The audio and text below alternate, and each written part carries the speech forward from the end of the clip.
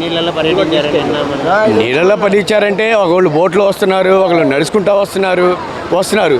ఇప్పుడు చాలా చోట ఎవరైనా వచ్చారంటే ఎవరు రాలేదంటున్నారు. ఏంటంటే ఇప్పుడు మీడియా దారుణ వల్ల నేను వచ్చాను, నేను చూశాను అన్నంత వరకే కానీ ఇక్కడ కాన్సెప్ట్ ప్రజలు ఇబ్బంది పడుతున్నారనే కాన్సెప్ట్ లేదు.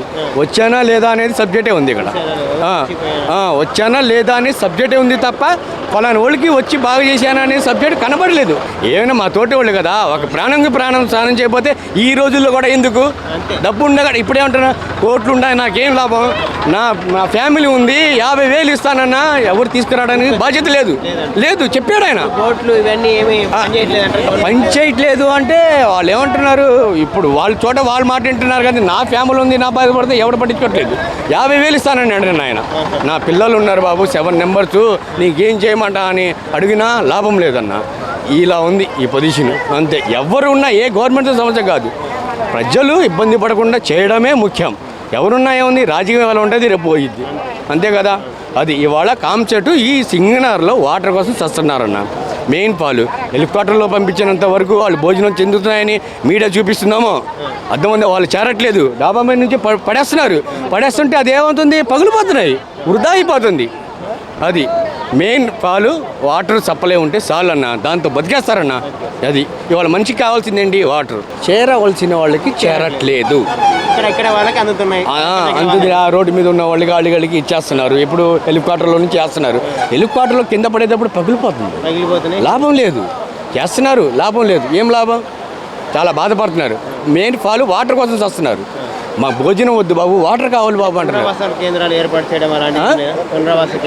ఏం చేయలేదన్న, ఎవరు రాలేదన్న, చాలా ఇబ్బంది పడుతున్నారు. ఇప్పుడు నేను 3 hours నేను పైన ఉన్నాను, నేను చూశాను కదా, చాలామంది ఏడుస్తున్నారు పిల్లలు, అసలు మామూలుగా కాదు. మెయిన్ పాలు వాటర్ కోసం చేస్తున్నారు, మెయిన్ వాటర్. అది ఈ విధానంగా అక్కడ డెడ్ బాడీ ఒకటి ఉంది, ఆఫర్ అక్కడ ఎవరో తెలియదు, ఓకే పట్టించుకోవట్లేదు. ఆ వాసనతో కొంతమంది కూడా రోగాలు వచ్చే అవకాశం ఉంది, ఎలాంటి చర్యలంటే ఎవరికి ఇబ్బంది కూడా పడకుండా ఉండటం, అదే చర్య. ఏ ప్రజలకైనా ఎవరికైనా పలానోళ్ళకి ఏం జరగకుండా ఉండడమే బాధ్యత. అది ఉంటే చాలు. కానీ తప్ప ఏం చేసినా కానీ ఎవరికి ఏం ఇది అవ్వట్లేదండి. ఏ సహకారాలు ఏం చేసినా కానీ కరెంట్ లేదు, నీళ్లు లేవు. నీళ్లు కావాలి కదా, ఎక్కడి నుంచి తెచ్చిస్తారు వాళ్ళు మాత్రం నీళ్లు. అది నీళ్లు ముందు ప్రాబ్లం. అవి చేసి ఉంటే అక్కడ ఒక చోట చేస్తారు కానీ ఇళ్లలో ఉన్న వాళ్ళకి వాటర్ ఏది, అది మెయిన్. తాగడానికి ఏవో పడేస్తున్నారు, తాగుతున్నారు, కానీ వాడుకోవడానికి వాటర్ కావాలి, లేదు కరెంట్ లేదు, అది ప్రాబ్లం. అందరూ ఇబ్బంది పడుతున్నారు. అది అంటే అక్కడే ఉండిపోయారంటారా జనాలంతా? ఇళ్లలో ఉన్న వాళ్ళకి ఎవరికి సరిగా డిస్ట్రిబ్యూషన్ సరిగా లేదండి. వాటర్ ప్రాబ్లం ఉందండి, వాటర్ ఎవరికి లేదు, వాటర్ అనేది సహకారం లేదు. ఫుడ్ వస్తుంది కానీ వేస్ట్ ఫుడ్ వస్తుంది తప్ప మాకు వచ్చేటప్పుడు పాడైపోవటాలు అలా జరిగిపోతుంది. అది ఉన్నది చెప్తున్నది అంతే. దీనివల్ల మాకు ఇదేం కాదు. Thank you. అంటే ముందే అనౌన్స్ చేయలేదట్రా ఈ వరదలు వస్తున్నాయని? అనౌన్స్మెంట్ ఎక్కడండి, ఏం లేదు కదా. అనౌన్స్మెంట్ ఎక్కడ వచ్చింది? అన్ఎక్స్పెక్టెడ్గా వచ్చింది కదా. అనౌన్స్మెంట్ అనేది ఏం లేదు, వస్తుంది తెగింది అనేది అయితే ఏం లేదు. ఇప్పుడు నెక్స్ట్ ఎలా ఉండిద్ది అనేది కూడా మనకు తెలియదు. ఇప్పుడైనా అనౌన్స్మెంట్ చేస్తున్నారా? ఇప్పుడు కూడా ఏం లేదు. మీకు ఏమైనా సహకారం కావాలని మెసేజ్లు వస్తున్నాయి తప్ప ఆ మెసేజ్లు ఏమి యూజింగ్ అనేది లేదు. పరిస్థితి బాగోలేదు నాన్న, మళ్ళీ వచ్చేస్తున్నాయి నీళ్లు పైకి. ఇప్పుడే కడిగి పొద్దున వచ్చి ఇప్పుడు దాకా కడుగుతూనే ఉన్నాం, మూటలన్నీ నానిపోయినాయి, మళ్ళీ వస్తాయేమోనని మేము ఆగేమన్నా. మరి సహాయం అంటే ఇక్కడ వాళ్ళకి అందుతున్నాయి కానీ లోపల వాళ్ళకి ఎవరికి రావట్లేదు నాన్న. ఏమో ఇది హెలికాప్టర్ల ద్వారా ఇస్తే కనుక చంద్రబాబు నాయుడు గారు అది ఇదైతే బాగుంటుంది. హెలికాప్టర్ ద్వారా అలర్ట్ ఏం చేయలేదు నాన్న, మళ్ళీ వస్తుందని అన్నట్టుగా అంటున్నారు. ఇళ్లలో వాళ్ళమే మేమేమి అనుకోవడమే, వాళ్ళు వచ్చి చెప్పేది ఏమి లేదు నాన్న, మేమేమి అనుకోవడమే. మాకు అసలు ఏం చేయలేదు నాన్న. లేకపోతే బట్టల మూటలన్నా జాగ్రత్త చేయాలి. ₹1,00,000 సరుకు పోయింది మొత్తం, బురద.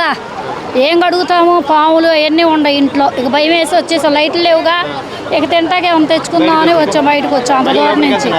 మళ్ళీ లోపలికి వెళ్ళాలి.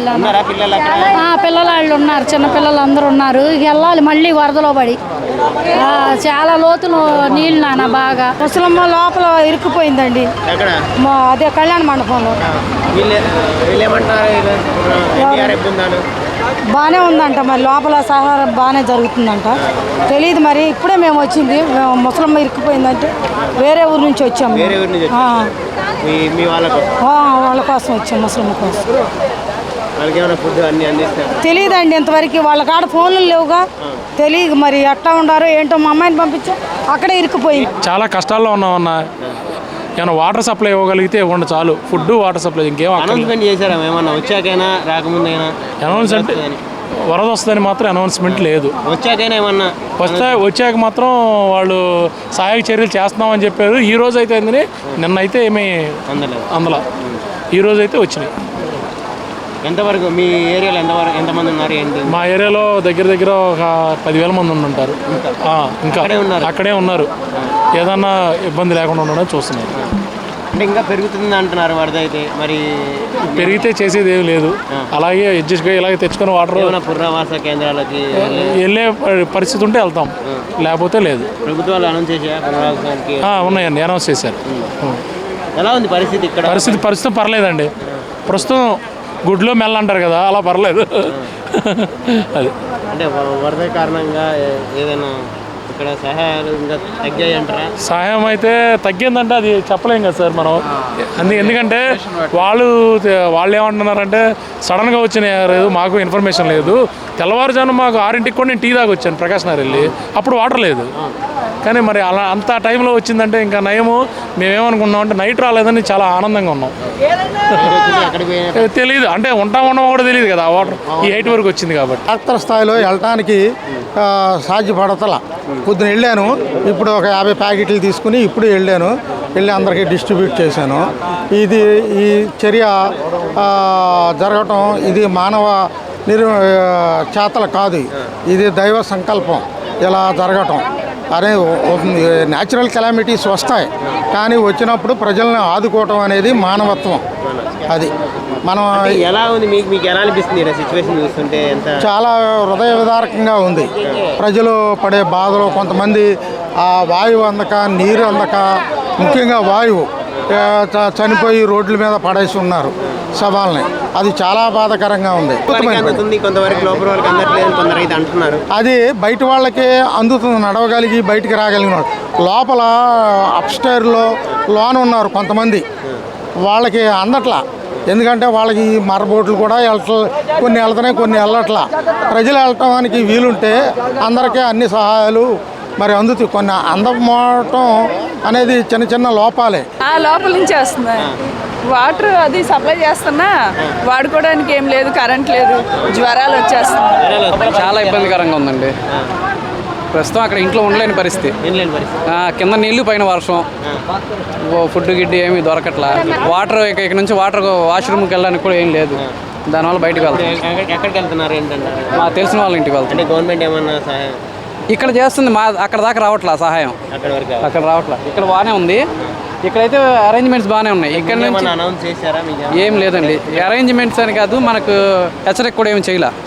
చేసి ఉంటే వాటర్ వచ్చాకైనా బయటికి రండి అని ఏమి రాలా. మాకైతే వచ్చి ఉంటే బాగుండేది, మేము కొంత సేవ్ అయ్యాలి. ఇంట్లో అన్నీ పోయినాయి మొత్తం ప్రతిదీ.